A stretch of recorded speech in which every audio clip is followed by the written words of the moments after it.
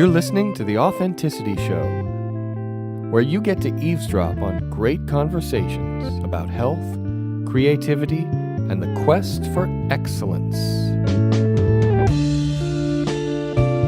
Your hosts are Carlos Casados and Satch Purcell. This episode is about political correctness, censorship, and thought control. Now, just a little warning here, there are a couple of F-bombs in this one, and maybe some sensitive subject matter. So if you're easily offended, you might want to skip this one. But it's going to be good.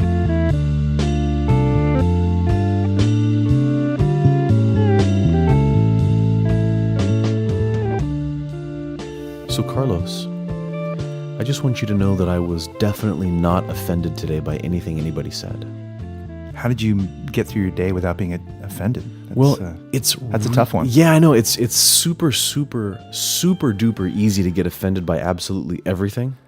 Well, especially today. Yeah, it is. It is. And everybody's reminding me how many opportunities I have all the time to be offended. It never ceases to amaze me how many ways in which we can become offended as human beings. There are so many ways, so many opportunities for us to take offense to things and to take things personally and to find ways to micromanage other people's speech so that it fits into our preconceived notions of, how it's supposed to sound. Yeah. And it's funny how we want people to believe what we believe and think the way we think. Isn't that awesome? It is. Yeah, we really want people to feel that way. And I want a whole world full of copy versions of myself. I mean, Yeah, right. And I think that's sort of what they were getting at in the Matrix with that one character, that Smith. Right. Mr. Anderson, Right. it's imagine, just one viral version of one personality that would stink, Yeah. There's a problem with that though, because, you're always having your popcorn stolen. That's a big deal. Yeah, You got to have some people at least that don't like popcorn. Yeah, exactly. Yeah, with or without butter, Right. Or there wouldn't be a choice. No, but seriously, I mean, how freaking boring. Yeah, it really would stink. And, some of the greatest discoveries I've had in my life are because somebody challenged my idea about how the world is. Yeah. It is so easy to get offended, and it is so especially easy to get offended when somebody doesn't agree with our belief. And the only way we really know that, or the only way we usually know that, is by the words that come out of their mouth. I resemble that remark. Yeah. Well said. Yeah. So when somebody has words coming out of their mouth, those words are symbolic for the ideas that we share. And if those words don't match the idea that I have about the ideas that they're supposed to have, that I want them to have, I now become offended. And this is the whole political correct thing, isn't it? Oh, it's taking things personally and having strong expectations. Well, as we can see, unrealistic expectations. Exactly. What would that be like if you could not take things personally, if you could listen with an open heart and just consider objective ideas for what they are and not become offended? I mean, I wonder how quickly we would advance as a human race if we could do that. Oh, yeah. I mean, that might do things like end wars. We don't want to do that. Yeah, why would we do that? All that old money would, be spread around, and that would stink, right? For some people. Well, think of the the idea of wagging the dog, false flags and wagging the dog. I mean, why do they do that? Just to stir up intrigue and fighting, and to get people focused on taking violent action. You get people angry. You got to give them a common enemy. Unite the people in rage and hatred. Against someone else. Think of Nazi Germany and so many other periods of history. Yeah, including our own. In many places, no doubt, to be unified in hatred of another culture, another people, to us versus them, or even if you go to the hippie movement, the man, quote unquote, us versus the man. I mean, there's so many ways to frame that. Sure, yeah. Well, so obviously this show is about political correctness and censorship and those types of ideas. And one thing that I hope we do in this episode is solve a couple of problems. Ooh. Yeah. But no pressure. No pressure, no pressure. But we'll see if maybe, perhaps, maybe just maybe, we might be able to have some answers to a few problems that people tend to face. For example, one problem that I'd like to solve tonight is, what do we do when somebody else is offended by what we say? And then another problem I'd like to solve is, what do I do when I'm offended by what somebody else says? Nice.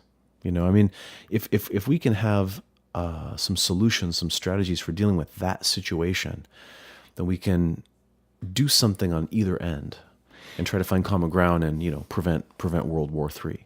Yeah. The weight of responsibility is upon the Authenticity Show to prevent World War III.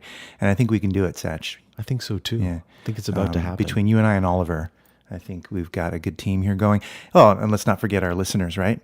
Oh, yeah. Yeah. So there's a collective consciousness here. There is an Authenticity Tribe. I think by seeding good ideas, by seeding good feelings through the world in the right way, by creating mental flexibility, emotional flexibility, lots of things can be accomplished. Yeah, and every person who joins us in this episode and hears these ideas and decides to go ahead and start using these solutions is going to spread those things like a fantastic healing virus. Right, but no pressure. No pressure, not at all. One of the things that concerns me is that when you limit people's ability to express themselves, you stop flow. You break flow. You stop the opening of that person's mind and the expression of that person's creativity, because you're making it dangerous to do so. They become chastised. They become jailed. They become often killed. I mean, assassination is the extreme form of censorship. Yeah. Right? Yeah, right. That was George Bernard Shaw in 1910. That's pretty powerful. Which brings to mind, I posted on our Facebook page today some quotes about censorship, and I'd love to share them. And maybe we can get the ball rolling, and kind of just free flow, free form, discuss some of this stuff. Great idea. So, nature knows no indecencies. Man invents them. Guess who said that? Oh, gosh. Guess who said? I couldn't even begin, but I love it. Mark Twain. Mark Twain. Samuel Clemens. What a guy, right? Yeah, seriously. Love that guy. Famous for saying a lot of provocative things. Yeah, definitely. And at the time when he said them, too. Yeah. He says things that blow us away today, and he said them a long time ago, actually. Yeah. Yeah. He did. Well, this whole idea that man invents, censorship. And sorry, ladies, you're not off the hook. Man, and at that time obviously meant humans.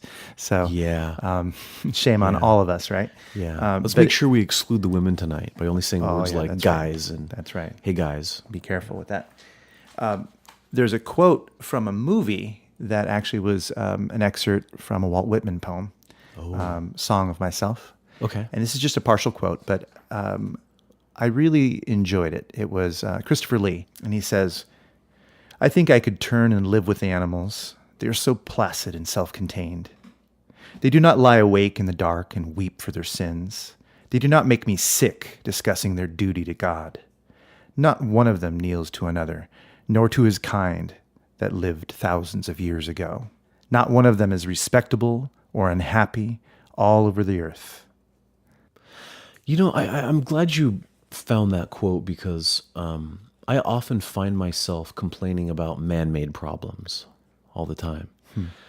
That's something that humans do. We might make a law, and because we made the law, it will have unintended consequences, and then ends up restricting something that none of us want restricted and has nothing to do with the original spirit of the law. We have these man-made limitations that we put on ourselves, and we're always solving man-made problems. It happens in business all the time. Everybody out there who works at some company probably knows that they've had grief over solving some issue that was created by some other decision that we made, and we made a rule, and next thing you know, it's spun out of control. And that reminds me of another Walt Whitman quote. We're getting a lot of mileage out of him tonight. Yeah. It was, "At this hour I ordain myself lucid of all limitations and imaginary lines." Wow. I might be paraphrasing that a little bit, right? But that's my best memory of that quote, something like that. And we do have all kinds of imaginary lines that we're not allowed to step over. Right. Don't step over that imaginary line. Oh, she has imaginary lines in her mind. Don't cross them. Oh, my uncle has imaginary lines in his mind, and we better not cross that line during the Thanksgiving feast, or else we'll start an argument and ruin the holiday. Well, on the topic of imaginary lines, the next quote I wrote was, "Censorship feeds the dirty mind more than the four-letter word itself." And that's Dick Cavett who said that. Ooh, that's I mean, it's true, right? That's fantastic. That's oh my so gosh. true. Oh, I love that. That's great. Wow. And we see that censorship is expressing itself throughout history, or has expressed itself throughout history, within the home, within our own bodies, when we prevent ourselves from speaking out for whatever reason. That's the extension of it, and that's the ultimate, quote unquote, wet dream of societal values and mainstream values, is to get us to duplicate, copy, and regurgitate the same behavior. That's the idea. Yeah. Right. That's the ultimate aim, is to control the thoughts, to create limitations on something that is seemingly not limited in that way. Right. Right. Religion does this. Schools do this. They crank out. It's the meat sausage factory, right? Yeah. It's the Wall. When we watch the movie The Wall, Yes. Pink Floyd, what's that scene, that metaphor of all the kids walking in a line and they're on a conveyor belt and they're falling into the meat grinder, and it's being ground, and this grotesque image of these sausage links coming out. Yeah. Consistently formed and base and grotesque. But I think that was at least part of the idea that sometimes what we call education can become a form of thought control and a form of censorship if we're not careful. Yeah. If we're not applying Henry David Thoreau's concepts of, awakening the individual learning process and guiding a person's innate intelligence to come out and acting as a guide rather than a controller, because the controller who wants to control the ideas is then blocking that person's creativity, preventing that person from then becoming as amazing as they could be. Right. Because we have a preconceived notion about what they should come out and look like, Yeah. how they should look, how they should sound, Yeah. what they should know. There are arguments to be made about that, but also against it.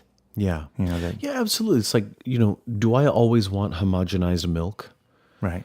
I actually, like to have the option of cream or buttermilk or milk, Right. and when we try to make society homogenized milk, then we miss some of those nice opportunities, those other things that we can get Right. from the other versions of that same substance, and I like a society that is not homogenized. Right. I want there to be cream in our society. I want there to be butter in our society, Right. and cheese and fermented yogurts. We want some diversity in the people around us, which is kind of how we started this conversation. About Right. we don't want everybody to be like us. And that also comes back to the idea that when people are a little bit different, and when we practice being open and accepting and tolerant of those differences, then it actually helps define who we are.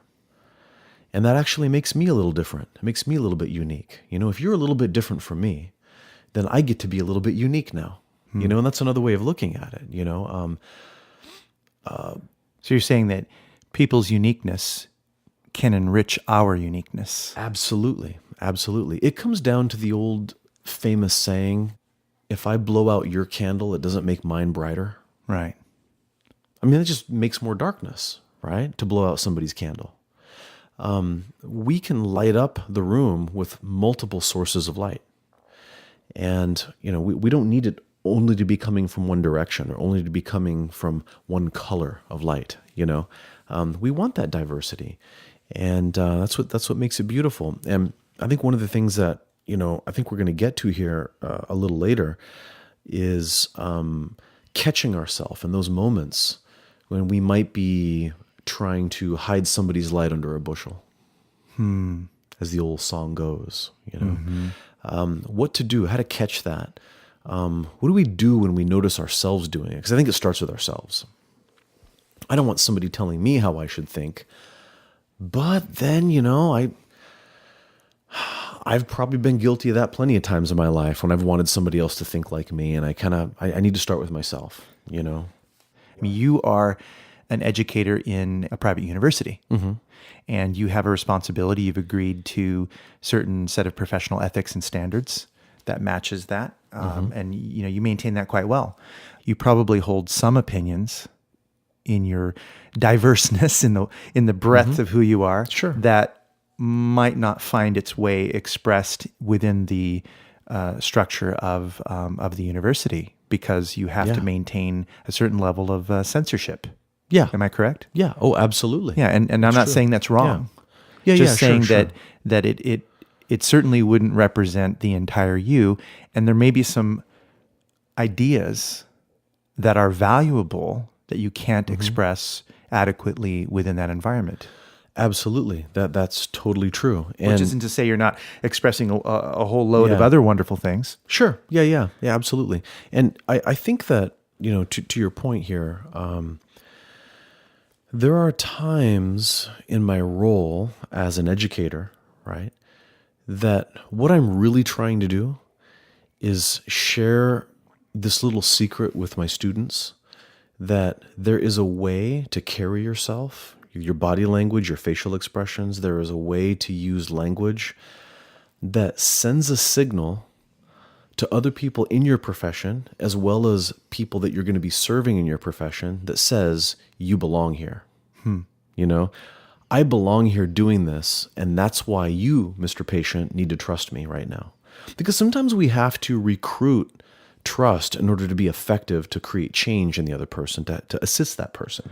Right? I see. So there's their demeanor and their expression is saying, I belong here. Yeah. Right. I belong here as a student, you know, I belong here. You know, I'm supposed to be here doing this, you know. So for example, if I'm going to go back to my days when I was still practicing occupational therapy. I might get a client who is very skeptical, they're scared, they don't feel that they belong in this facility, they're not quite sure what the surgery means that they had, and you know, they didn't plan any of this, and they have this illness or whatever it might be. And I can see that person is scared, is in a delicate situation. And I also know that my job is to help this person get back on their feet, right? I might need to talk a certain way, use certain language, carry myself a certain way to recruit as much trust into that person so that I can actually help them get better, right?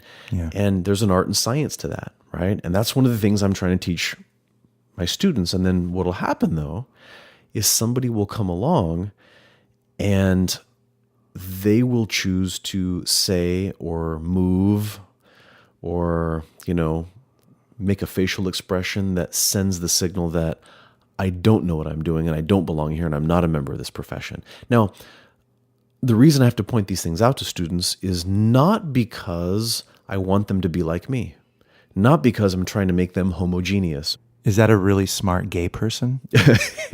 Right. Yeah. Is what I'm trying to do is I'm trying to help them be good at their job and avoid trouble in their life. Because I might be very accepting in a student's, you know, personal views and the things that a student says and maybe an untimely joke, and I can handle that. But I know they're going to go to a hospital and behave that way and get in big trouble. Now we're all going to have a problem on our hands. You know what I mean? So there's a time when it's wise for a person to know how to be politically correct and to censor themselves appropriately. But I think to have control over that means you've got to be able to turn it on and turn it off at will. Yeah. You know what I mean? And you do have to have some wisdom to know, do I want this fight right now or not? Yeah. You know, and it's important to know that, you know.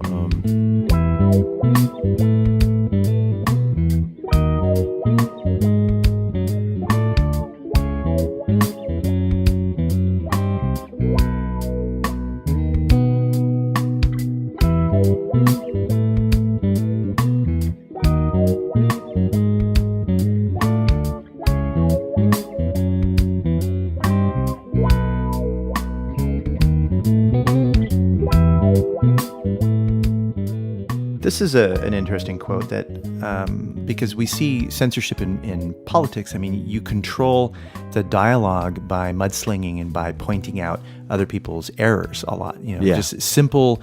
Sometimes I cannot believe the dialogue that I see in the news. Sometimes I think, oh my God, what mistakes have I made that if someone were to publicize it, how much trouble would I be in? So I'm often disgusted when I see the things that get pointed out, because it's like, wow, how would you feel if you had, every single tract of conversation you've ever said, even off the cuff when you're exhausted or whatever, and taken out of context or even within context, but just not your best moment. Sure. So I see this other quote that I put in there, which is, the test of democracy is the freedom of criticism. And that was by David Ben-Gurion. The freedom of criticism. Right. And then the other quote was, we are not afraid to entrust the American people with unpleasant facts, foreign ideas, alien philosophies, and competitive values. For a nation that is afraid to let its people judge the truth and falsehood in an open market is a nation that is afraid of its people. That's John F. Kennedy. Wow. That's very powerful. Right. That's very, very powerful. I like that a lot. And censorship reflects society's lack of confidence in itself. It is a hallmark of an authoritarian regime, which is Potter Stewart, United States versus Ginsburg, 1965. Wow, those are some good quotes. Right. And you know what comes to mind when you read some of those is I was remembering that back, some years ago, when Osama bin Laden was still alive, right? There would be Osama bin Laden has released another video, right? A message to the United States. What's funny about those is we never got to hear the message. Well, yeah. You would see a video of Osama speaking, right? And then they'd be telling you that he let out this video, and they'd talk to a few facts that were mentioned in the video. But I almost want to just say, will you shut up and can I just hear the translation? Right. I'll make my own determination as to what it means. Oh, you can't be trusted with that, Satch. Yeah, but I can't be trusted with that. You can't be trusted with that. Here's another one. The news has this idea that they do not show dead bodies from war. Yeah. You never see the dead bodies from war. Right. Now, you can find alternative sources where you might see a Palestinian man holding a baby that was just killed in an explosion, and he's yelling at the camera and holding an infant who's now dead. But what does the news do? We don't show that. They're going to censor that. Right. They find it offensive. Well, I find that very offensive. That is politically incorrect. You know what offends me, Satch? Yeah. Censorship. Censorship, yeah, in general. It really does, It's so offensive. Let it be there, it's insulting to your intelligence, It makes all kinds of assumptions about what you can and cannot handle. And you know what? I think you probably can't handle it, Carlos, so I'm just not going to share it with you. Right.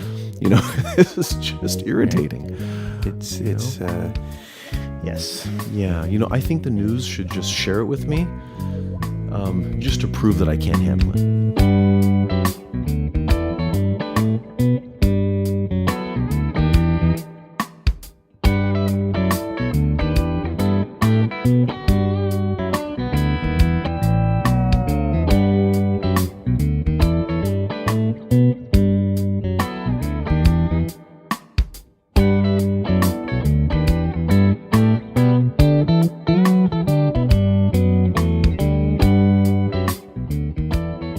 One of the champions of the anti-censorship movement is Frank Zappa.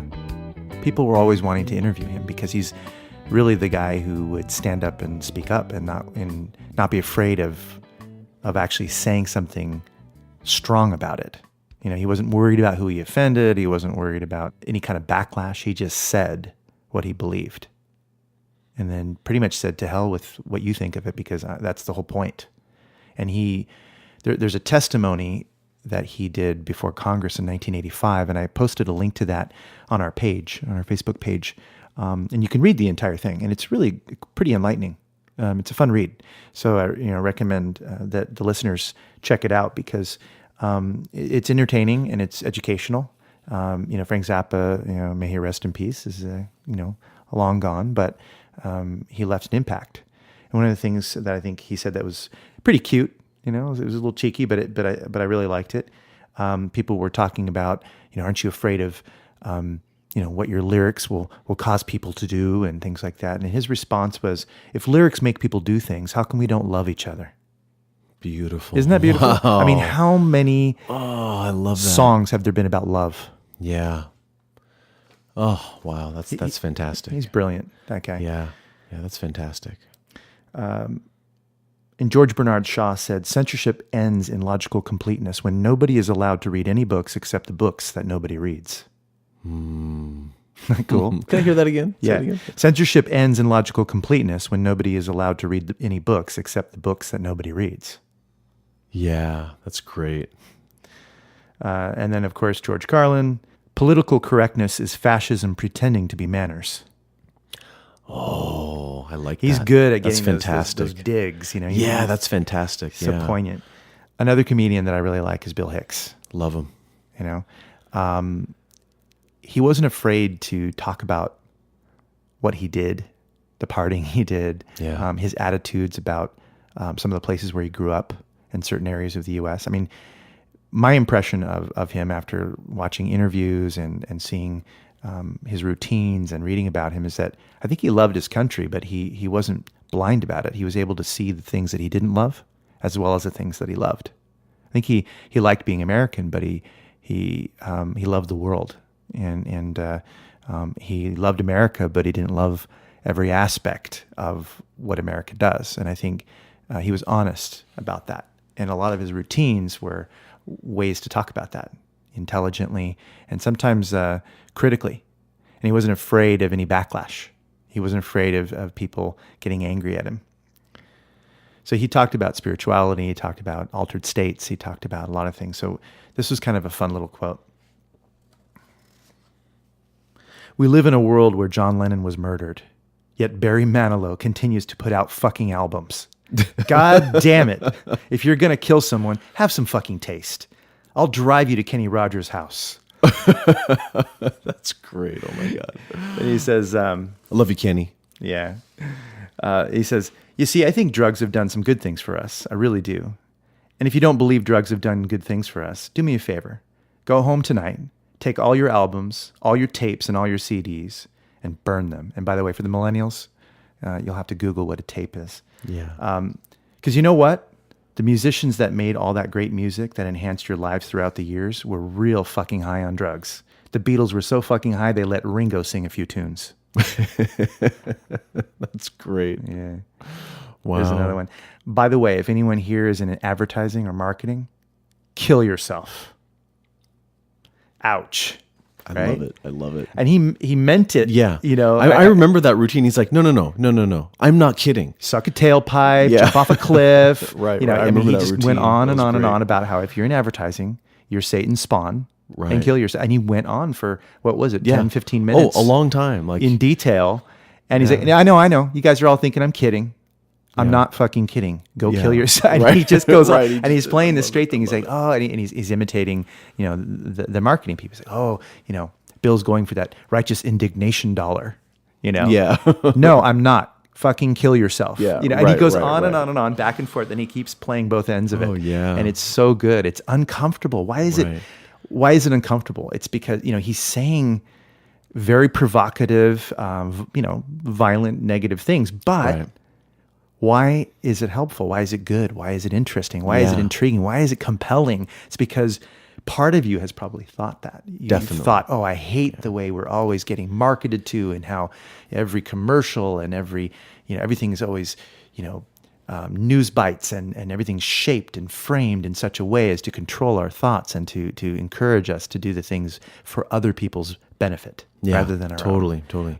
To control our thoughts. Yeah. And so, we may not have articulated it as beautifully or as grotesquely as he has, but we can appreciate why he might spend some time doing that. And so when Definitely. he does it for us, it's hard not to chuckle, even if you feel embarrassed. It might be an embarrassed laugh. You hear him talking about, these things and using harsh language, and, he's saying things, but it's funny. It is funny, yeah. You know, it digs in, and it really, there's something that resonates. You know, and I like truth. it. You know, I've said this before on the show, is that Picasso quote, that art is a lie that helps you see the truth. Right. And comedians are artists. Yeah. And comedians are masters at pointing things out that speak and resonate to a truth that we all share. Right. You know, like It's even defiance right now, through comedy. Yeah, I read and that somewhere. I don't remember where. there but you go. Defiance Yeah. through comedy. Defiance through comedy. Yeah. And that's what's nice, is when comedians are allowed to say things that other people couldn't get away with, so to speak. Oh my God. Well, it reminds me of when Bill Maher had Politically Incorrect, and basically his show got axed after 9/11 because they were having a discussion about, people were always talking about how the terrorists were cowards. And he spoke up and said, well, sending missiles from afar, that's more cowardice basically than you actually being there and following through with the plan and crashing an airplane in, right? Well, He was pointing out an people didn't like objective that. truth. Yeah. And so, yeah, sure. Was it a little harsh, and maybe the timing wasn't so pleasant, for the country? Yeah, maybe so. But, he was pointing out that you really can't say that if somebody believed in what they believed in and carried that out and sacrificed their own life, you really can't say it's cowardice. And that was the point he was making. Right. And the funny thing about it is Dinesh D'Souza was in that conversation, and he said it first, and Bill Maher echoed it. And Bill Maher took all the flack, and Dinesh just shut up and thought, I don't want to say anything about. He censored himself. Yeah, he censored himself because he knew the heat was Score going. one for society. Yeah. So Dinesh went and ran from that one. But what I don't like about that scenario is, even though that might have had a little bit of sting at that time for people, this was a comedian, and comedians point these things out.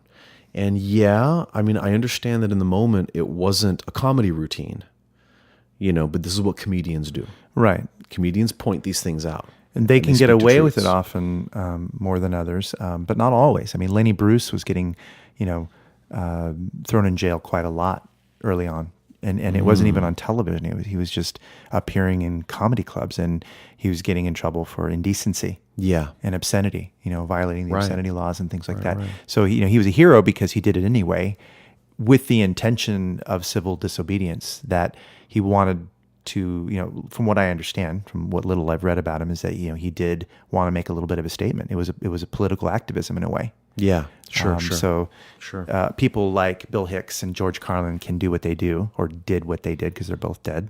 Yeah. May they rest in peace as well. Right. Exactly. Pieces, perhaps. May they rest in pieces. But that's because of what they could, it's the idea that we can stand on the shoulders of these giants who went before us.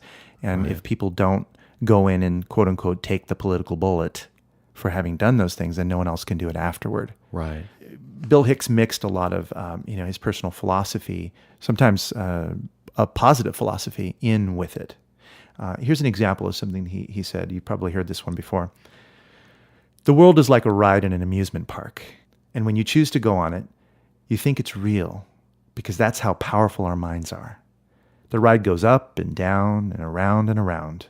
It has thrills and chills, and it's brightly colored, and it's very loud. And it's fun for a while. Many people have been on this ride for a long time, and they begin to wonder, hey, is this real? Or is this just a ride? And other people have remembered, and they come back to us and say, hey, don't worry. Don't be afraid ever, because this is just a ride. And we kill those people. There you go. Wow. So true. It is true. Yeah. Over and do over and kill those over people. again. Back and to the left. Yeah. Back and to the left. There you go. That's it. Yeah. Here's another one. Wouldn't you like to see a positive LSD story in the news? To base your decision on information rather than scare tactics and superstition, perhaps? Wouldn't it be interesting? Just for once? Today, a young man on acid realized that all matter is merely energy condensed to a slow vibration. That we are all one consciousness, experiencing itself subjectively. There is no such thing as death, life is only a dream, and we are the imagination of ourselves. Here's Tom with the weather. Yeah. A positive news story, right? I love that one. Yeah, So cool. totally. Oh, man. This is where we are at right now as a whole. No one is left out of the loop. We are experiencing reality based on a thin veneer of lies and illusions. A world where greed is our god and wisdom is sin, where division is key and unity is fantasy, where the ego-driven cleverness of the mind is praised rather than the intelligence of the heart. Beautiful. And that's not even funny. That's actually just wisdom. That's just right there. plain old It's wisdom. just good old-fashioned wisdom. You know, the old kind. Folks, it's time to evolve. That's why we're troubled. You know why our institutions are failing us, the church, the state, everything failing? It's because, they're no longer relevant. We're supposed to keep evolving. Evolution didn't end with us growing opposing thumbs. You know that, right? Yeah. And one of my favorites, watching television is like taking black spray paint to your third eye. Very good. That might be my favorite of all right there. Oh, that's great. Wow.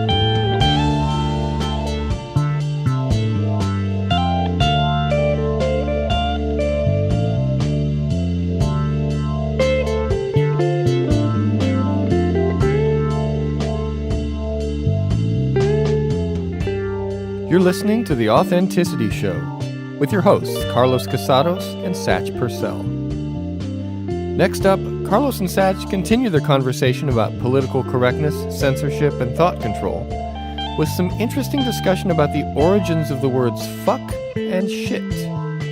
It may not be what you think.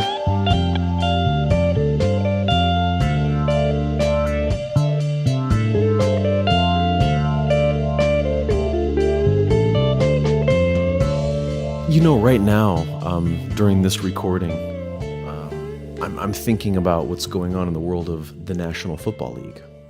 What's that? So last season, Colin Kaepernick, the quarterback for the 49ers, in protest of police brutality against minorities, he decided not to stand for the national anthem. And this really upset a lot of people. And currently, while we're recording this episode, the sports world and the political world is very much divided right now. One side is that if Colin Kaepernick doesn't stand for the national anthem, then he hates America. Why doesn't he just get the hell out? Right? I mean, it's drawing a pretty big conclusion. And I want to take a moment and honor that I can see how people might feel that way. You know, and people have their own reasons for feeling that way. Then on the other side, you're saying, hey, look, you know, he's not just disrespecting the country. He loves his country, in fact. And he is, you know, making a statement to try to bring awareness to something, and it's appropriate. And it doesn't matter which side you're on. It really ultimately doesn't matter. Even President Trump has gotten in on this and is stirring the pot with comments to football teams. And, you know, the funny thing that I do want to point out right now, this is an episode about censorship. Colin Kaepernick is not playing in the NFL this year. He doesn't have a job. Right. And he's probably more talented than some people that do have jobs right now, but he does not have a job in the He's been NFL. censored. He's been censored.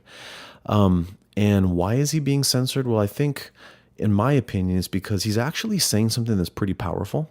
Whether you like it or don't like it, and again, like I said, I don't really care. To tell you the truth, you know, I don't care which side somebody falls on.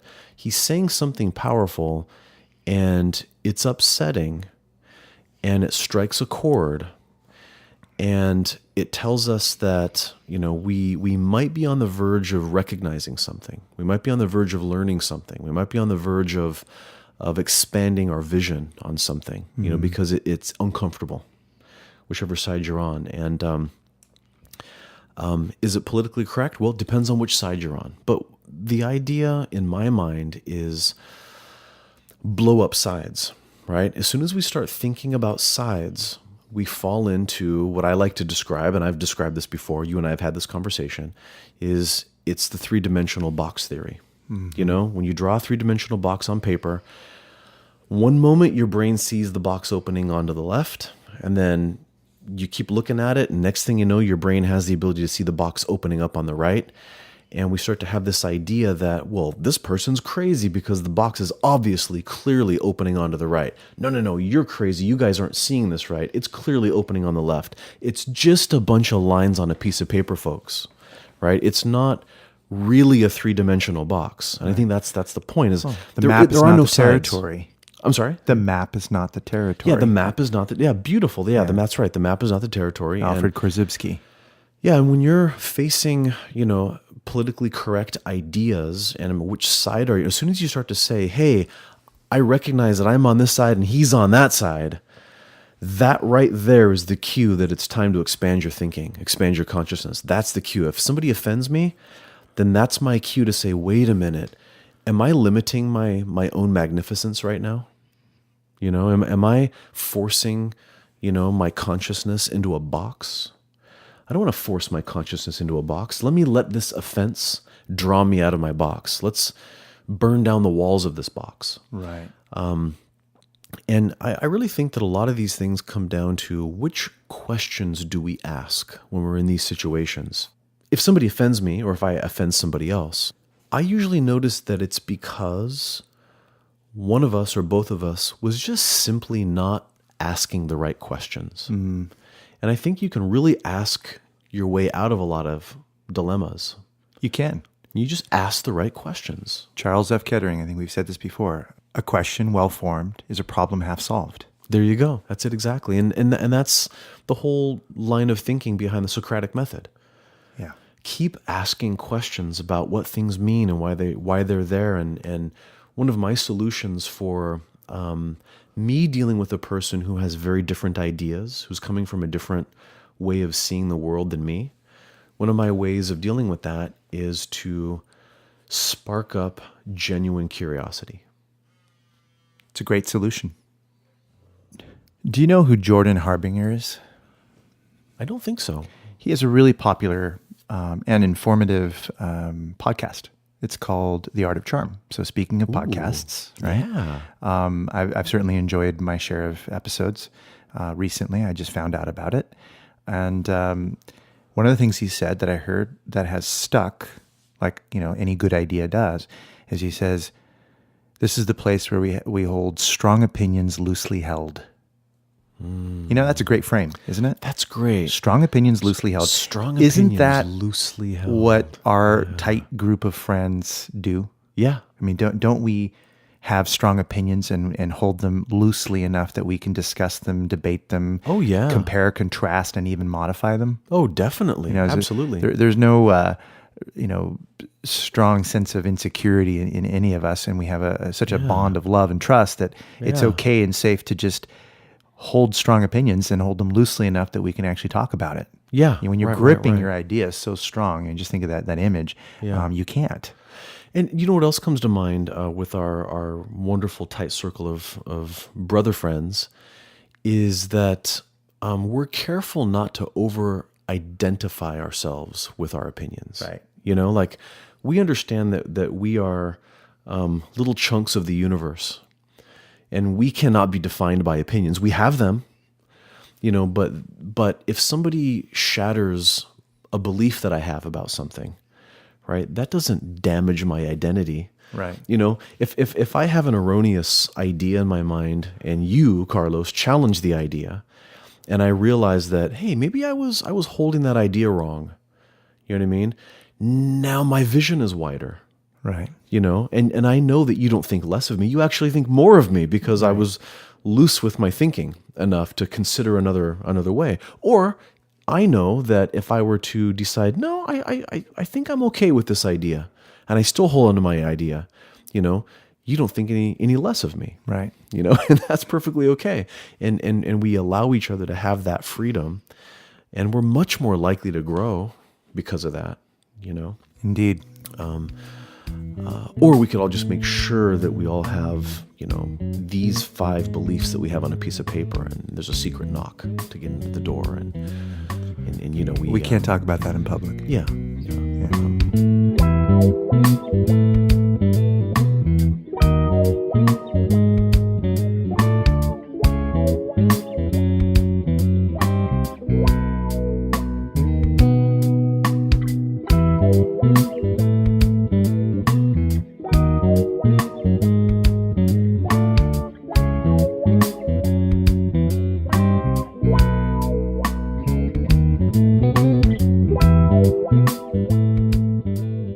I agree with you. I mean, you benefit, you enrich, and you grow when you have the ability to flourish with new ideas, and you really see sort of a dark ages happen in a micro level and even at a macro level in culture when censorship is at its peak. What happens when you start burning the books? Yeah. The Fahrenheit 451 concept, or if you go back to our real history of burning books, it gets quite scary. Yeah. Medicine goes out the door, science goes out the door. You start to deny things. Yeah, absolutely. There are many hot spots we could talk about. We could talk about climate science. We could talk about any number of political ideas, gun control, abortion, religious freedoms, nudity, auditory censorship, words, the power of words. Let's talk about that for a moment. Yeah. I mean, Let's get into that. I've thought for a long time, I think probably at least 25 years, what's the big deal about so-called obscene language? I don't understand. It's a social agreement. We've all decided together that we're going to go ahead and decide that some symbols for an idea are inappropriate, while other symbols for the exact same idea are appropriate. It's okay to say intercourse, but you can't say fuck. Yeah. Why is that? It's very strange to me. Yeah. I'm just expressing my opinion here, right? Yeah. Opinions expressed are not necessarily the opinions held by the Authenticity Show. No, I'm just kidding. But that word, I mean, for me, when I try to determine whether something's good or bad, one of the things I do is I explore its origins. I might look. I like to do that too. Origins, context, how is it used? Intention is part of it, but it's not everything. We know that. The road to hell is paved with good intentions, right? So intention isn't everything, but it does matter. Oh, it matters what you intend. Sure. There's a lot of things that matter. Also, maybe to some degree, I might begrudgingly admit that public opinion matters too a little bit in my book. But I'm in a sense more of a truthist in the sense that I have this ideal in my heart, my mind about what I think truth is. It's subjective, but I'm looking for that in the things that I do and see and learn, right? So, I might look at, what is so bad about the word fuck? Sounds like a great idea to me. Sounds like a pleasurable idea. And it's certainly a necessary idea because we wouldn't be alive without it. Yeah. And it's a fun word to say. It's got those hard consonant sounds, and you can say it as an expression of I stubbed my toe. Fuck, that hurts, or fuck, this is great ice cream. You know what I mean? Yeah, right. Fuck, that was a cool movie. It's just it's a nice way to grab a hold of an idea, and it's a trance word. It means whatever you think it means in that moment, and you can borrow it and you can channel it to mean other things. I think many of us have seen that video where people talk about how it can be a verb, a noun, a pronoun, an adverb, and it can be all these different things in different contexts. Yeah. It can be even a personal pronoun, listen, you fuck, Yeah. I did a little research back in the day. I remember that there was this meme floating around that the fuck was an acronym.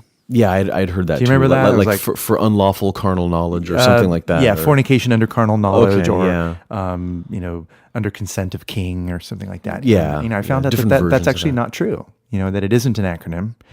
That's just a misattribution. Okay.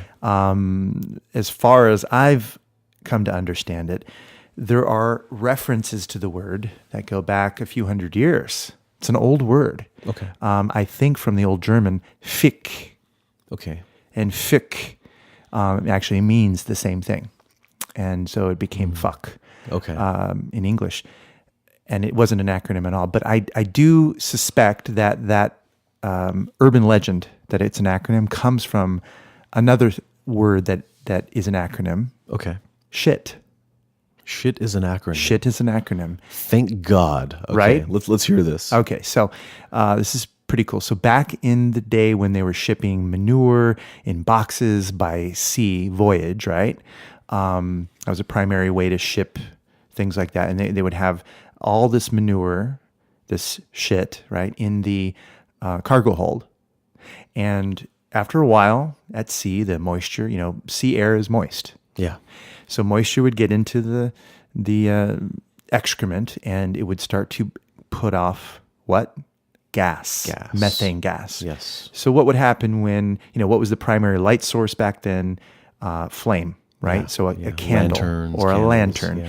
You go downstairs into a cargo hold to check on things or to get something, and you've got this space that's filled up and with a very small opening. So a lot of this gas, this natural gas, is accumulating. And then what happens when you introduce a spark or a light?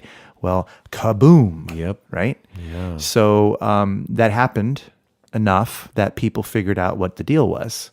They investigated. They were smart. They just figured out, oh, duh, we need to be careful of this. And so eventually they started stamping on the boxes, S.H.I.T. Ship high in transit. Ship high. Ship high in transit. Ship high Instead in of putting it transit. down in the cargo hold where it could, Yeah. fill up the gases in that small environment, put it up on top. Put Yeah. it up high where Ship high there's in ventilation, ventilation, and so you won't have to worry about that. Yeah. Cover it with tarps or whatever, but don't, you know what I mean? Yeah, So, there you go. people would see these boxes stamped SHIT, and they're like, shit. It's easier to say, shit. Yeah. So it became associated with mierda, merde, right? Poop. Yeah, it's literally a box of shit. It's a box of shit. Wow. Yeah, and now, of course, shit means stuff. Yeah. It can mean bad. It can mean, not so good, right?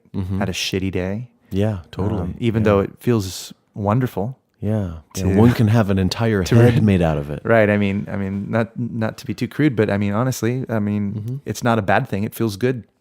It's a healthy thing. If you don't, in fact, you die. So it's a very healthy thing. However, we find ways to creatively attribute that word to things that are bad. Yeah. Call someone a shit face, right? Yeah. Well, in medicine, basically if you keep your patients eating, sleeping, and shitting and breathing, pretty much you're doing a good job. Right. And they're going to be okay. And if someone's not keeping it straight, you say, handle your shit, man. And you're shaken by the shoulders, right? Yeah. Not handling their alcohol. Handle your shit. Yeah. Right. Give them a little slap in the face. Yeah, totally.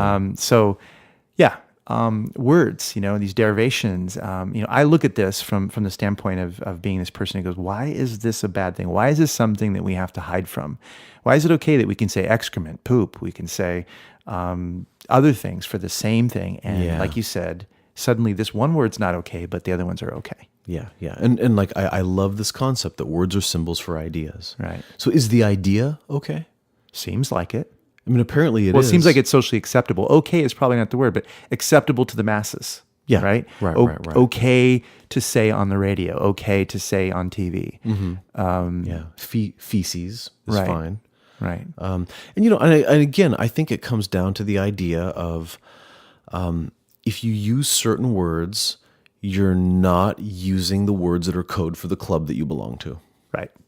And I want to belong to higher society, therefore I will use these words for that idea rather than those other words for that idea. Right. Because it says that I'm of lower socioeconomic status, or I'm not educated, or. Word control, and this concept you're talking about is one of the primary tools that you use when you're creating a mind control cult. Thought control is one of the primary tools of a cult leader. What is a cult? It's a group of people believing the same thing, right? Using the same lingo. It's not necessarily a bad thing. Yeah. However, it's inherently problematic. It can be a bad thing. It can lead to people giving up their sense of self. And again, let's back up. Is giving up your sense of self always bad?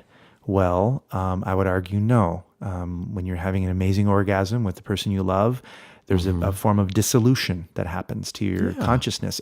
If you're absorbed in prayer or meditation, if you're at the ninth hole and you're golfing and there's a moment of flow where you and that Zen moment of swinging the golf club and it meets the ball, you're losing self in a moment. Yeah. So it's not always bad. Totally. Allowing a surgeon to cut you open and save your life. Right. Right. Right. Yeah. So there are times and places. It's all about appropriateness.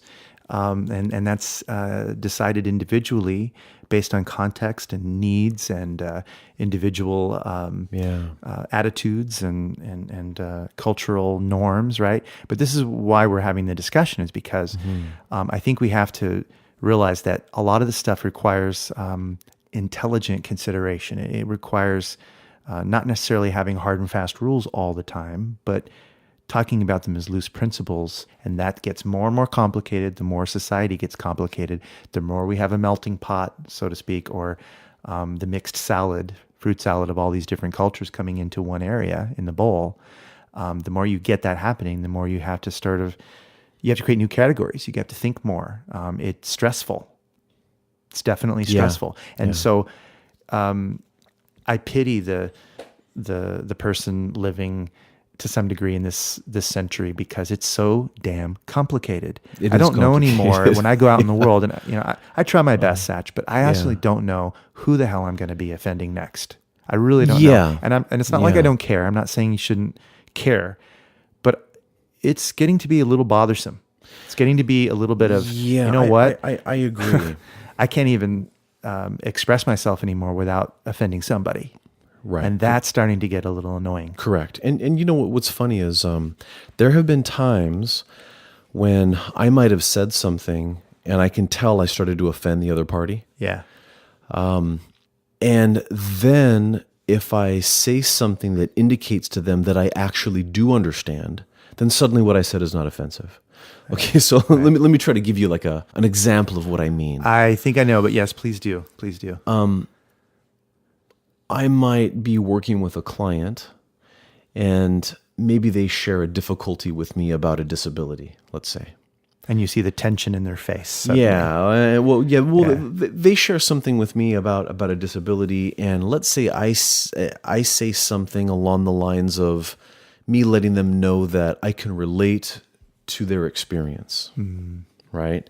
Now, it's not politically correct in the healthcare world to say, I know how you feel, right? Apparently, we're not allowed to say that anymore, right?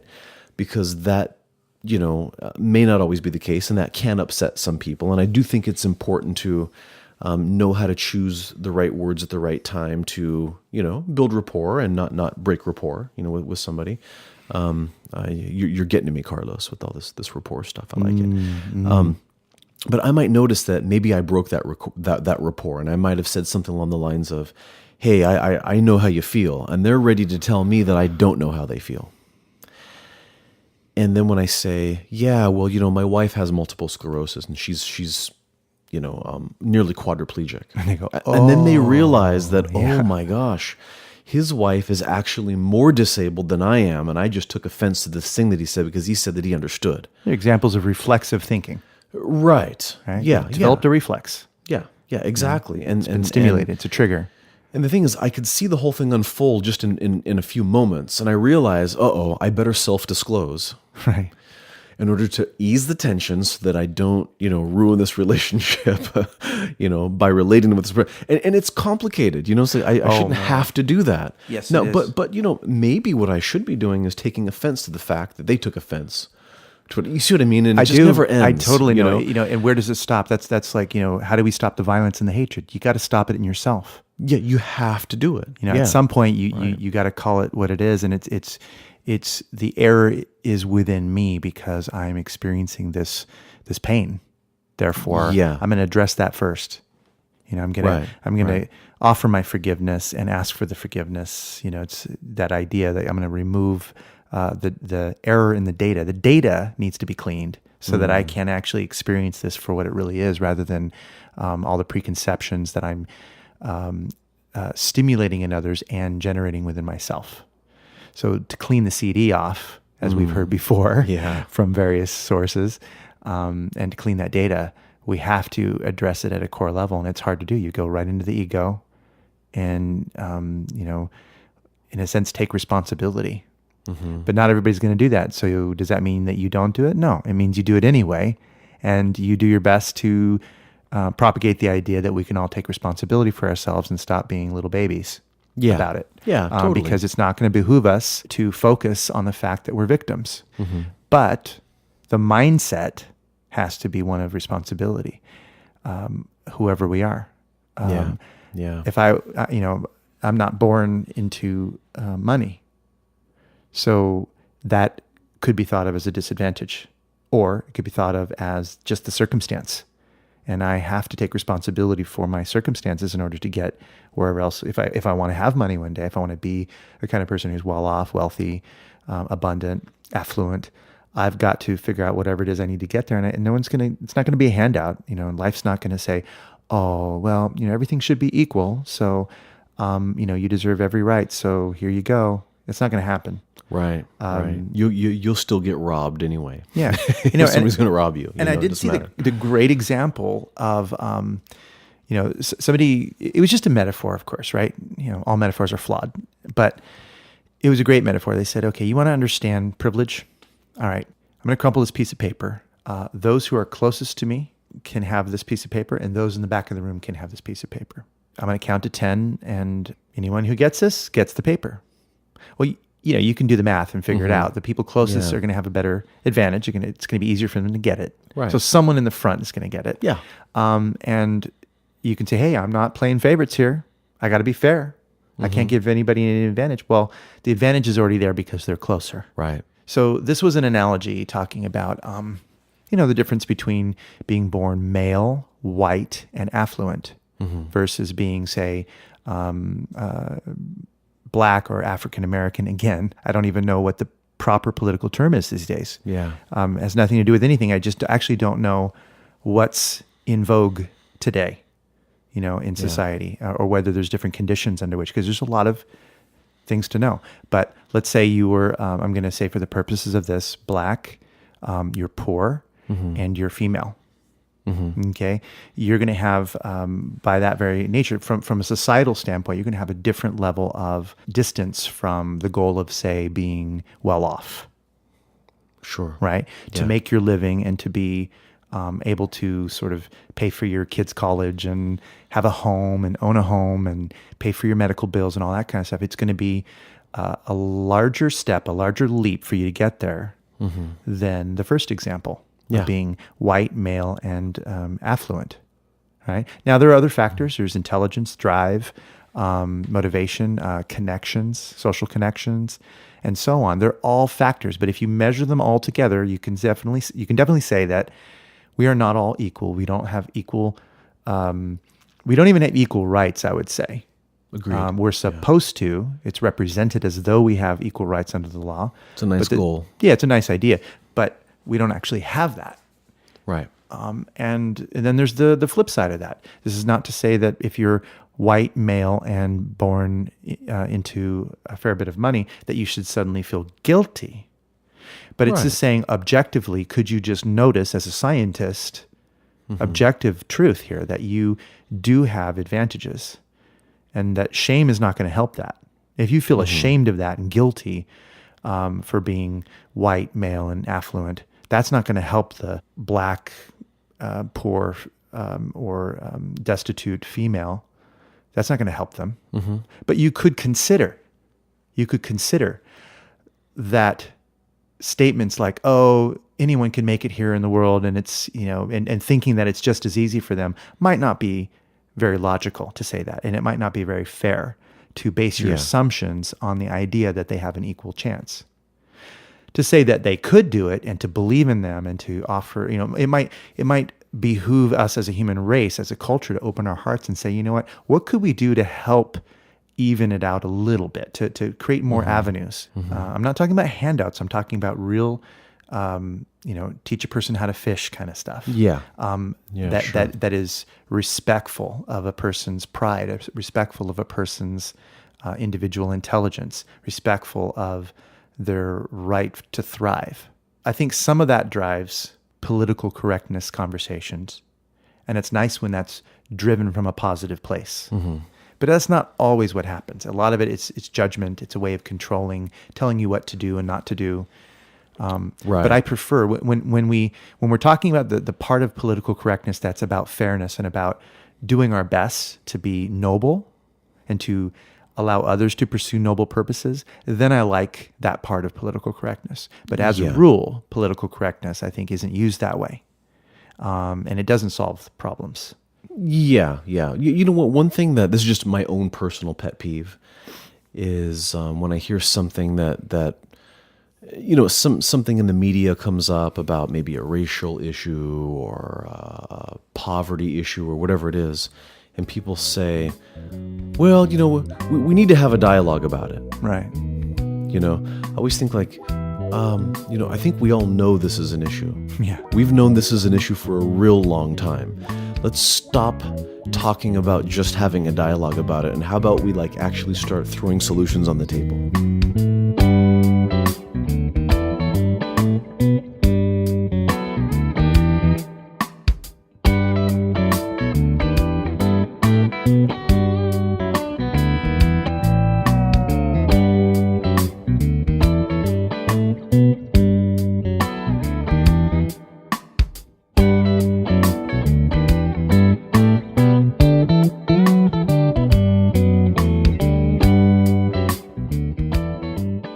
Right now, I'm at this point on Facebook where I see every day such strongly held opinions, not loosely held opinions, strongly held opinions. Yeah.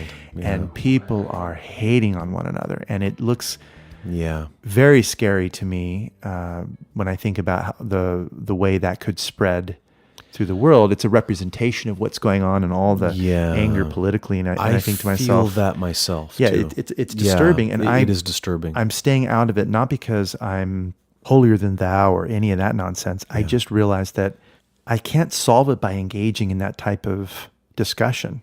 Yeah. And I don't want the good person over on this side of the argument and the good person on the other side of the argument to forget that once they have a common enemy, they're best friends again. There really isn't anything organically wrong with one another. Yeah. They just have different points of view. But right now it seems to them, they're under the illusion, the hypnotic spell of their own beliefs, that everything that they interpret as the other person's actions are somehow motivated by some evil, sinister, malevolent, or just outright ignorant place. Yeah. And there may be truth to it. It might even be justifiable in some ways, but it can't be strictly true. You're talking about individuals who are ultimately good people, who want more or less the same thing deep down. They want to be happy. They want to thrive. They want to raise their family. They want to be educated. They want all these things that are the same, but they forget that. They forget that they want the same thing. Right. Bothers me. One thing that I'm seeing a lot, and this has been something that comes up, comedians talk about this a lot in modern times, is how with the current younger generation, the younger people, and this is an important concept that I think you and I both would love to get out to our younger friends out there, right? Is be very mindful about shutting people up, right? Who don't sound like you. That's censorship. Shutting people up. If somebody wants to come and speak at your university and they hold an opinion that you think is just ludicrous and totally outlandish, let them speak and be ludicrous and outlandish, and let the merits of what they say prove that they have useless ideas. Right. Don't stand outside the building and shout, and never let them speak. Because if you feel like you want to do that, if you feel like you want to make somebody shut up, then it's important to ask this question. Has some outside idea infiltrated your mind like a virus and is getting you to do something that somebody else wants? To me, screaming and shouting and shutting up a speaker before they can ever speak is a dangerous virus. Yes, it is. It's an illness and it's a symptom, and we must ask ourselves, oh my gosh, wait a minute, am I showing symptoms? I would argue that it's violent. Yeah, I would too. The root of it is violent, and it's that person may or may not express physical violence, but I would say that the source of that is potentially violent, and therefore one must be mindful. Yeah. It can be explosive. You can, a human being can go from that strong desire to shut someone up, to rage, to irrational behaviors, which can be like throwing gasoline on a fire, and it can explode, or the flames can expand, and it can become an uncontrolled physical action. I totally agree. And this might be a good time to talk solutions. You and I both have enjoyed listening to Esther Hicks. Yeah. And whether others out there like Esther Hicks or are terrified by Esther Hicks is beside the point. Good ideas are good ideas no matter where they come from. Esther Hicks has this beautiful concept that you and I both love, which is the art of allowing. Mm-hmm. And I think the art of allowing is a solution for times like these. And I would like to encourage people to make it a virtue, to say, hey, it is a virtuous thing, and it is an opportunity for self-development. It's a sign of enlightenment to practice allowing ourselves to let people say things we disagree with, to hold opinions that we disagree with. Right. Just for the sake of practice alone, go ahead and listen to the other side and just practice being equanimous while you listen to the other side. Right. Pull up a YouTube video of somebody ranting and raving about a topic that you feel very strongly in the opposite about, and practice equanimity while you listen to that rant. And before you do that, listen to episode number 10A and 10B, which is all about compassionate listening. With Dr. Janice Davis. Janice Davis, yeah. It's a great opportunity. Wonderful topic indeed. Yeah, definitely. So, I love that concept of the art of allowing. If you cannot tolerate another person's point of view at all, if you're not capable of it, let's say, what does that say about yourself? Does it say that you are afraid that if you allow that opinion to be there without making a ruckus, that somehow that means something? What have you made it mean? So we're meaning-making machines. Yeah. What have we made it mean that this person says their strong opinion and we don't refute it? What could we possibly make that mean? I mean, some of us might make that mean, I'm not strong enough to oppose it, therefore they must be right. Or I haven't refuted it, therefore I'm absorbing it and it will become me. Yeah. And I don't want that. Right. I mean, these are possible thoughts. Yeah, these are possible thoughts. Or in the negative. If you think about it, that famous quote, a man convinced against his will be of the same opinion still. So you could take the opposite end of that and realize that you can't convince someone that really doesn't want to be convinced. If they're looking for you to convince them, then they might be. But they may not be looking for you to convince them, and most of the time they aren't. What happens when you attack a person? What happens in their brain? They go into their limbic system. They go into their fight, flight, freeze. Yeah. Right? The nerve innervation goes to the limbic system rather than to the higher cerebral functions. They're not able to envision things very well. They're not able to track the conversation well. They're not able to form connections with other ideas that might be similar in a different context. They're not able to go cross-contextual with their thoughts. They're not able to be abstract in their way.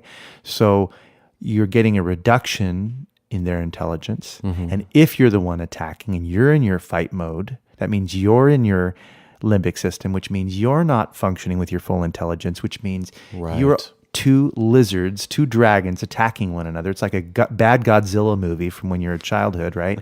And, stomping on buildings and, throwing flames out of your mouth. And it's not really effectively doing anything other than destroying any possibility for communication. I mean, I think of that metaphor. Yeah. What happens in those Japanese Godzilla movies, right? All the telephone wires are destroyed and all, crushed and all that. And, society breaks down. Everything goes into chaos. This sirens go, right? All the tanks roll out and the jets come out trying to attack them. It just becomes chaos. It's war. Yeah. That's not a recipe for human connection.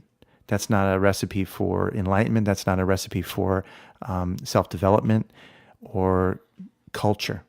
And it just sure breaks it down. Yeah, and it sure as hell is not going to convince the person on the other side to come join your side. Right. It is not going to happen. You had sent me that article that was talking about the study that was done about why people dig in harder. Oh, yeah. Remember that? Yeah. Can you mention that? Yeah. Oh, it's been a while, but I mean, if the first thing that you do, let's see if I can remember what that was about. If the very first thing you do when you hear ideas that you find to be small-minded is you attack the idea, and you start to show them all these ordered steps of, why this is wrong, and here's why. Let me delineate all the reasons why you're wrong, and let me show you all this background information, and let me show you how smart I am, et cetera, et cetera. Here's my qualifications, and now let me delineate a new way for you. Now I'm telling you what to do, what to think, and how to receive the information. Mm-hmm. The studies have shown that that's not very persuasive. When they've done a lot of tests to find out, how convinced a person was, they found that just doesn't work. So we talked about, climate science, and without getting into that huge topic, that can of worms, let's just say that there are people with very strong opinions on both ends of that. If you try to do that by showing them the science, the article was basically saying it doesn't work. Yeah, it doesn't You can work. show them all the science in the world, and they're going to find reasons not to believe it. Yeah. That's not what's convincing. Instead, if you find out why they believe what they believe, let's talk about flat Earth, okay? Yeah. What harm does it do for a person who believes in a round Earth or in a roundish Earth to entertain a discussion with someone who's a friend or an acquaintance who you have to interact with? What harm is it if the two of you are still in connection, if you can maintain the connection? I'm not saying that we all have tons of time in the world and we can spend all of our time listening to everybody's point of view. I'm not saying that. But if you're in a situation where you think you can have the time to convince them otherwise, then you have time to listen. Yeah, that's a good point. Yeah, that's beautifully said. You're only going to get them to dig in stronger, and then they're going to they're going to say to themselves, see, you've been brainwashed. Yeah. And you're going to become pigeonholed and characterized as someone they can't trust.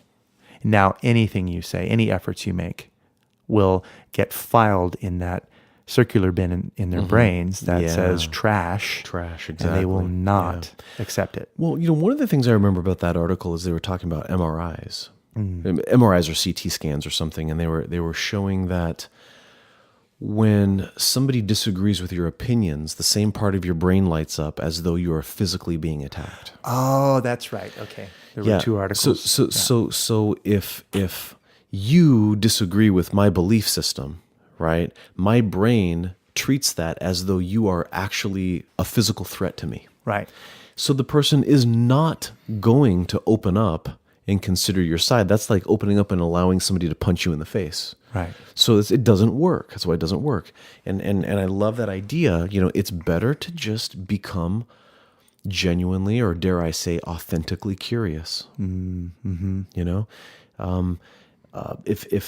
If somebody who lives in the city who's seen a lot of gun violence is having a conversation with somebody who lives in a rural area who's very pro-gun, right? Those two people are not going to resolve their differences by using logic and statistics, and this is how many people die, and this is why you need to have a gun in your safe, and you know what I mean? That's not going to work. Right. What works is, what is your experience of a firearm? Oh, well, here's mine. Well, what's yours? Oh, interesting. Well, how do you feel about that? You know what I mean? And make it about the other person. When you make it about the other person, you start to go, hey, you know what? We're on two different sides of the aisle on this, but I really like him. What an open-minded person. He really listened to me. Maybe I'm getting through to him. You know what I mean? And there's these kinds of things that at least there's room for movement.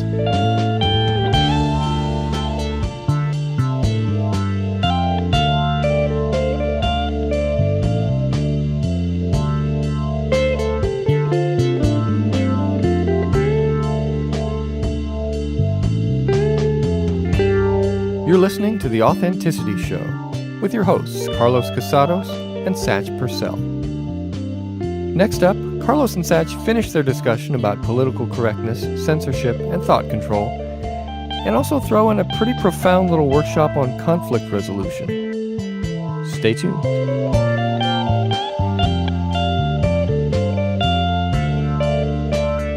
If you want to address the problem of racism and stop being a political correctness pain in the ass to people, you want to get deeper into teaching people, I think, because we were talking about solutions earlier. Yeah.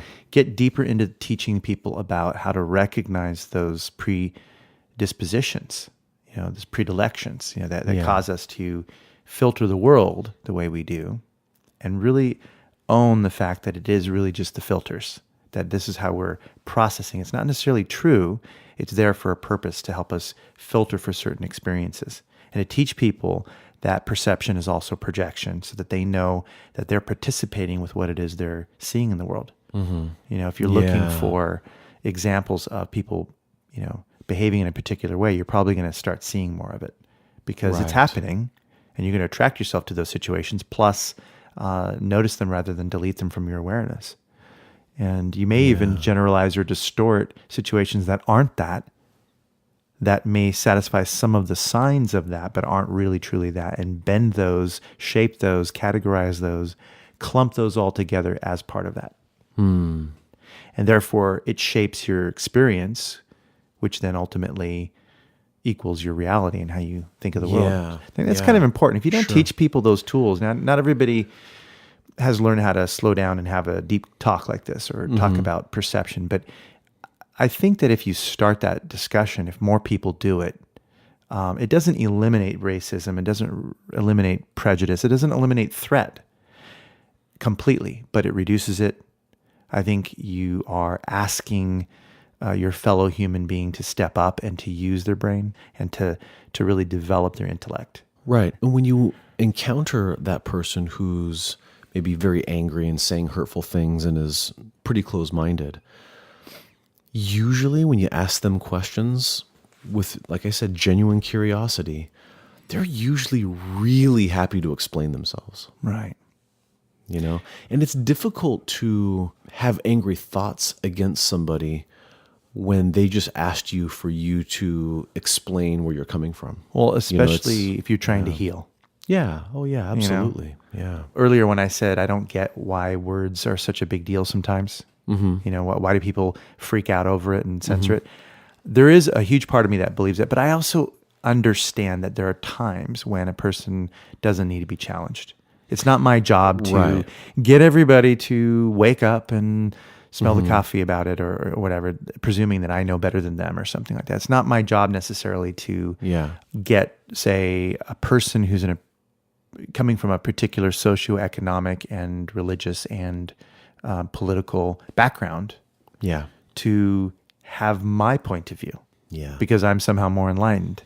If they're not really seeking that, they're on a different path. They're on a different trajectory. They're looking for different things. I can't presume to know what's going to be perfect for them in that situation. They need to have that manifest through their choices, decisions, and filters in their own way. And if we have a crossing at some point, I can explore those areas. I can explore expanding mine. I can explore the possibility of inviting them to expand theirs. And we may be able to have some connection along the way.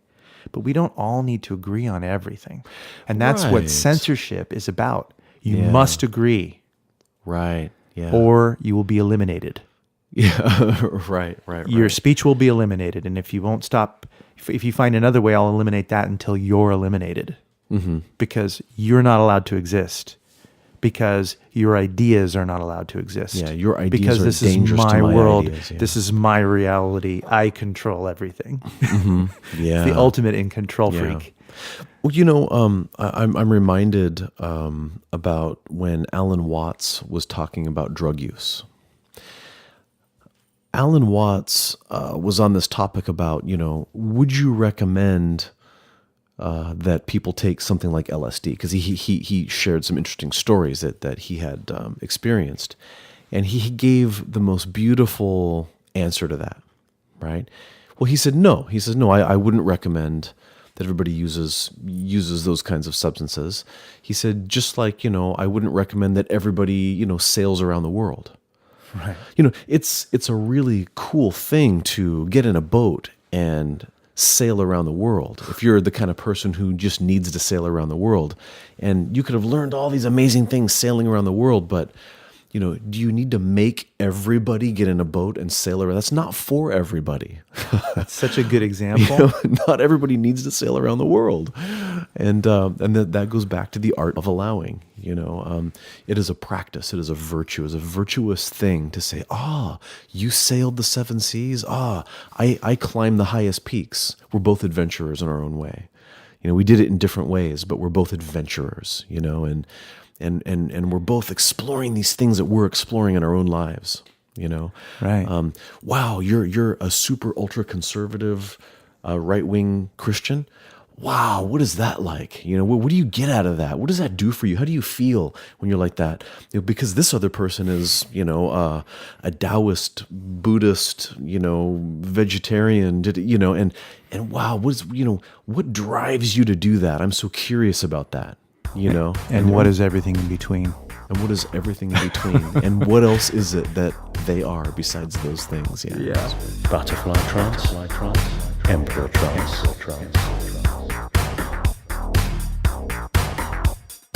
butterfly trance, emperor trance. But what is everything else?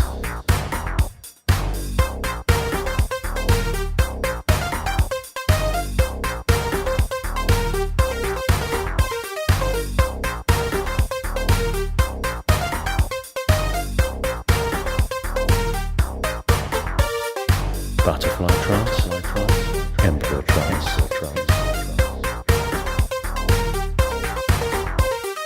Butterfly trance, emperor trance. But what is everything else? But what is everything else? But what is everything else? In honor of our buddy James Tripp. Yes. Right. An amazing talk. Absolutely. Wonderful. Yeah. And great moment for that, because there are many things to explore in between those two places. The overlap that I was talking about, where the invitation is to explore more deeply and to expand on both sides. Sure. There are whole worlds created from that. Oh, yeah, yeah. Whole new worlds, Oh, whole yeah. new flavors. I mean, Reese's peanut butter cups, for example. Okay. To talk about something really deep, chocolate yeah. and peanut butter. There right? you go. Yeah. I mean, how would that have happened if those two worlds didn't cross? Right. No, but seriously, I mean, Oh, so many. By the way, Reese's, you're welcome. Okay. You are welcome. Yeah. Yeah. We didn't get paid for that one, but we might in the future. You never know. No, but so many things. You think of most likely how Chinese medicine has intermixed with Ayurvedic medicine, Tibetan medicine, Himalayan medicine, Unani medicine, how those things have crisscrossed and influenced one another and enriched each other. Mm-hmm. Right? Yeah. Right. I mean, that interaction has definitely. created such a profound expanse of knowledge. And sometimes one tradition preserved something for that other tradition when it was lost for a time. Yeah. And when that tradition has a exactly. resurgence, they can reconnect with their roots through that thing that was saved based upon an earlier established connection where that was shared. Right, exactly. I mean, yeah. isn't Buddhism to some degree an example of that, where Yeah. it left the homeland? Definitely. Right. Buddhism originated in India, right? The Buddha was born in modern day Nepal, but mostly taught and traveled up around what would be today northern India. And today, India is very much Hindu, right? Predominantly Hindu. And you and I have had this conversation. What does that even mean? Because there's so much diversity even in Hinduism, Right. but It's huge. But that's a whole other topic. And Buddhism as a practice, right? No, I don't mean Buddhism as a belief, but Buddhism as a practice really was lost in India. India lost Buddhism. It had this amazing technique, or maybe set of techniques and sets of knowledge that are really there and valuable for people, and India lost it. But those ideas spread to some neighboring countries and were preserved. And so now Buddhist meditation has had a chance to resurge and is spreading in its original land because another country preserved it. Yeah. It's a beautiful concept. There were practices of acupuncture techniques and points and Chinese medicine concepts that were lost in China. You know, the Chinese government suppressed acupuncture for about 100 years. Talk about censorship. Right. We're going to decide to, completely eliminate this practice that we've had for, a couple thousand years, and we're going to just stop doing it now, and nobody's allowed to do it. Well, thank goodness people still did it underground. But a lot of family traditions had left China and went to Hong Kong and went to Taiwan and other neighboring countries. And today we can find and piece together concepts that were lost in China that were preserved elsewhere, that really clarify things in the medicine because somebody else in some family lineage, was able to shed light on what this really meant or what we actually were supposed to do with that piece of information or whatever it might be. So it is pretty interesting, fascinating stuff. I have a question for you, Carlos. Sure. We've talked a little bit tonight about asking questions with curiosity in order to form a bridge for both sides. Maybe we could explore language options for how to do that. Sure. Like for example, if person A holds a set of beliefs and person B holds a different set of beliefs, what are some good kinds of questions, or how could you set up some questions that could really start to open up that diversity and create connection? Right. So the first thing you need to do is you need to censor everything they say and make sure that they follow your rules only. Okay. Right. Now, do you tell them this in the beginning, or you have to spring inform them that they're wrong and that they've offended people and that they better stop. Okay. Very good. Very good. Now we got that out of the way. Yeah. Now that that's out of the way, you can control their thoughts. What you need to do right away is manage in yourself where you're coming from. I think because it always starts with intent. Right. So you want to start with the end in mind. You have to have a clear picture of what it is know your outcome. So when you know what that is, and you're clear about that, it means you've gotten a hold of the, parts inside of you which are pulling you compulsively to act or whatever.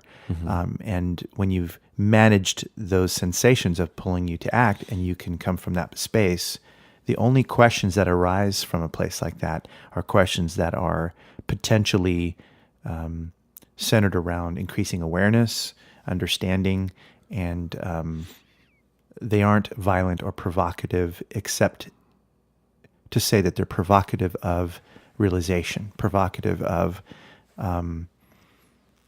learning. Okay. And I think that's where a lot of inspirational questions can come. Like, it could start by simply asking, back up. It starts by acknowledging and then asking. Okay. So if you're acknowledging what they've said, it's like you're grabbing a hold of the types of words, frames, and the flow of thought. They're going to respect you because you look like you're respecting them, and you are in fact respecting the shape and flow, rate, and qualities of their thoughts. Just by, maybe it's a little bit of matching, maybe it's a little bit of borrowing what they said, maybe it's a little bit of acknowledging and a little bit of backtracking with them. So what you've said is this.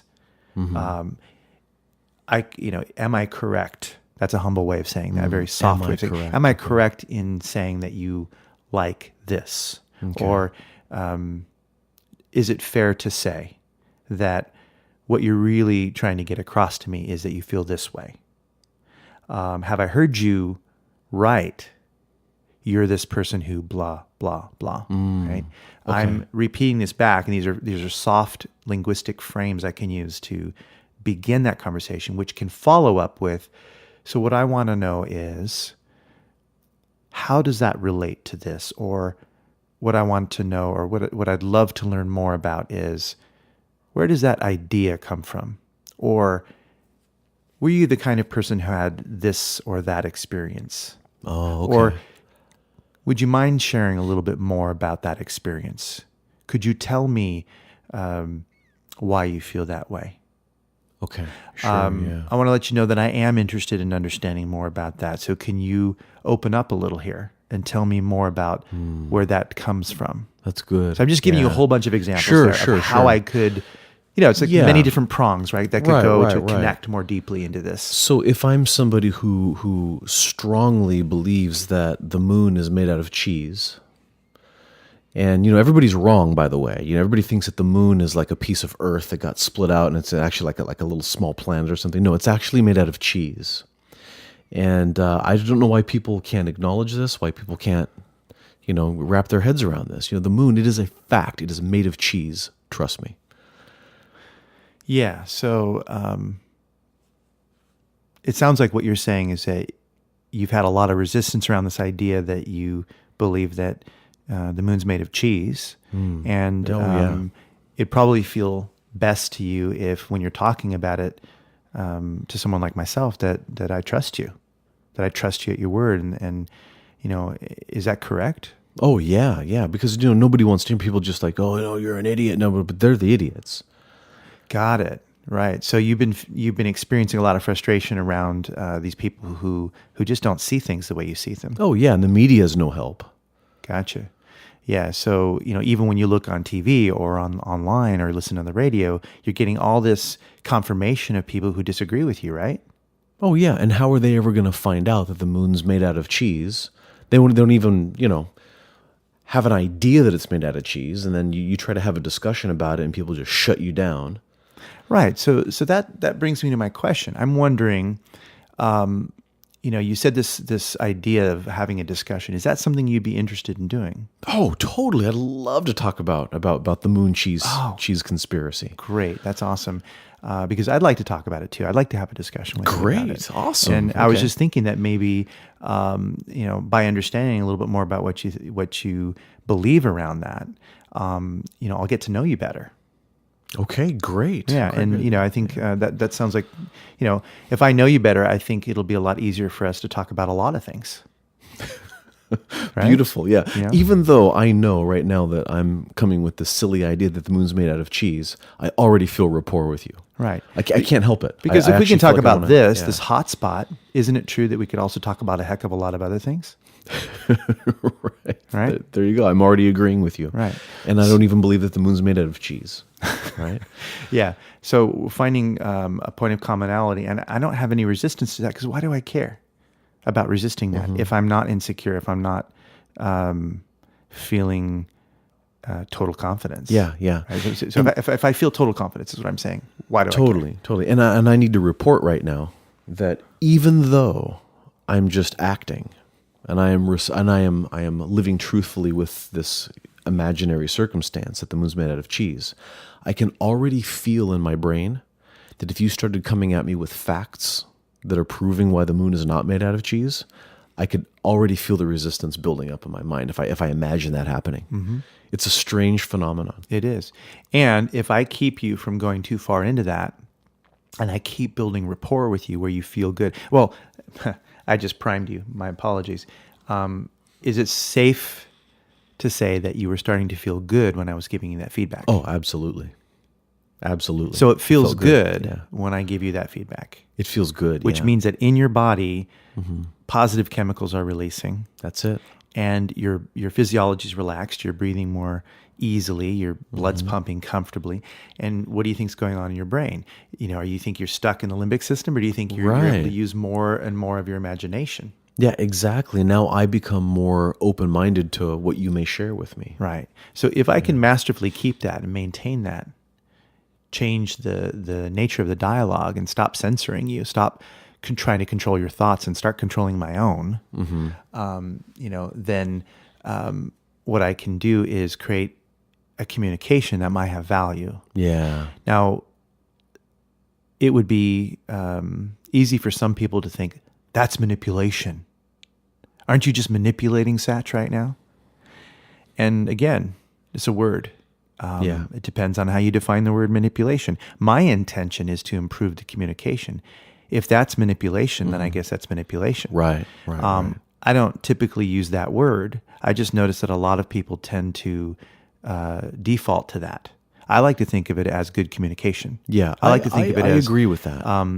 I have faith that I can have some positive influence in the world, and I appreciate the positive influences I've received from others. I don't believe I should shrink back and be not powerful. I believe I should be powerful, and I don't have any false ideas about being more powerful or needing to assert my power over people. I just believe that we should all be stronger. We should all work on being the best we can be wherever possible so that we can enrich each other. And if we're not doing that, we're wasting our valuable resource of vitality by being alive and not using our inborn, innate, latent power. Yeah. So power is not some kind of bad word in my mind. In this case, the power in the words, the power in the ideas, the power in learning new things, expanding, connecting, exploring the in-between spaces. That's power that we're just leaving on the table for no reason. Yeah. Why would you do that? Totally agreed. And what's the alternative to that? The old way of trying to convince me with facts. Right. Why isn't that manipulation? Exactly. That's manipulation somehow, too. if you manipulate poorly, it's not manipulation. But if you manipulate well, it's manipulation. Isn't that a strange thing right there? Yeah. It's like if you struggle and you do it the dumb way. Yeah. That's somehow not. That's okay. But if you do it the smart way, that involves emotional intelligence and the potential for conflict resolution and seeing each other's points of view and gaining from it. Then, well, as long as you're aware that you're doing it, it's okay if you accidentally get there. But if you're aware that you're doing, if you use a method, if you use a technique, if you follow a system of some kind and let it stimulate your creativity, well, you're cheating. This can't be too easy. You can't use that NLP stuff, man. Yeah. That's not cool. Yeah, we're going to censor all that NLP stuff, and there's only one method you're allowed to use, which is basically the fumbling. No it isn't, yes it is, no it isn't, yes it is. Right. That model works like 1% of the time. But that's honorable if you convert somebody that way. Right. But people fumble sometimes into the right methods. But there are conditions around that. You really like each other. There are other things motivating it, other common experiences, things that can cause you to make that leap, to do what I was doing on purpose accidentally. Sure. Or by happenstance, right? By virtue of the other things that created structure, which sooner or later led to that. Yeah. Which, is the basis for every buddy archetype story. Starsky and Hutch, all those cop movies or sitcom or something where two people get together and they don't want to be together, and then there's going to be discord in the relationship, and then at some point they realize, we're going to need each other if we're gonna get the bad guy, if we're gonna get the cocaine bust, we're gonna have to start working together. And so it's an archetype, but there's something powerful in the archetype. Two opposing people come together, they start working together, they will eventually realize they need each other and that they're better with each other and that they are more effective with each other, right? Better with each other, more effective with each other than without. Right. And once they realize that and they embrace that, then they, get the prize, then they solve the problem, they get the bad guy. I believe that there's truth in all those archetypes. And we've seen this same story told in so many movies again and again and again and again, right? But when you're meeting somebody who is the other, on the other side of the aisle from you, and there's issues of censorship and political correctness, and how do you bridge that gap? Follow the buddy archetype. You actually really do need each other to resolve the issue. Man, that's profound, actually. That hit me. Yeah, that's true. You need each other because if it's...